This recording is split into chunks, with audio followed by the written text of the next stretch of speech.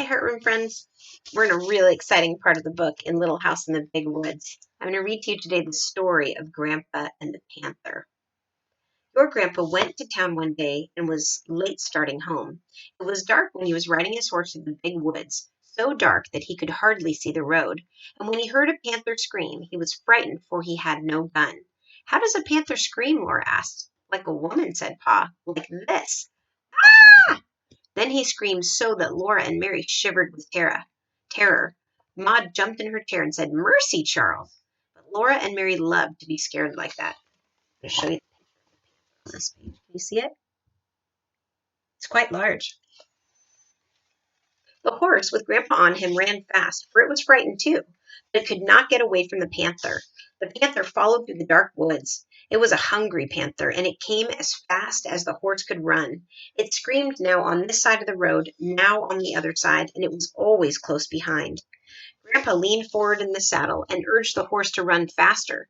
The horse was running as fast as it could possibly run, and still the panther screamed close behind. Then Grandpa caught a glimpse of it as it leapt from treetop to treetop almost overhead. It was a huge black panther leaping through the air like Black Susan leaping on a mouse. It was many, many times bigger than Black Susan. It was so big that if it leapt on Grandpa, it would kill him with its enormous slashing claws and its long, sharp teeth. Grandpa, on his horse, was running away from it just as a mouse runs from a cat. The panther did not scream any more. Grandpa did not even see it any more, but he knew that it was coming, leaping after him in the dark woods behind him. The horse ran with all of its might. At last the horse ran up to Grandpa's house. Grandpa saw the panther springing. Grandpa jumped off the horse against the door. He burst through the door and slammed it behind him. The panther landed on the horse's back, just where Grandpa had been.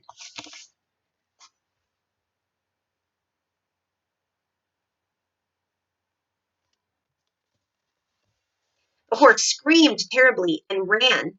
He was running away into the woods with the panther riding on his back and ripping his back with its claws. But Grandpa grabbed his gun from the wall and got to the window just in time to shoot the panther dead.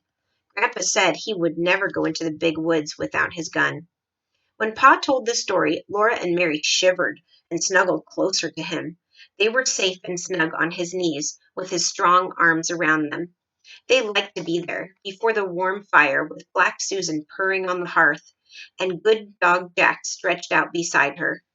When they heard the wolf howl, Jack's head lifted, and the hairs rose along his back. But Laura and Mary listened to that lonely sound in the dark and the cold of the big woods, and they were not afraid. They were cozy and comfortable in their little house made of logs, with the snow drifted around it and the wind crying because it could not get in by the fire. We'll stop there and we'll read the chapter called The Long Rifle tomorrow.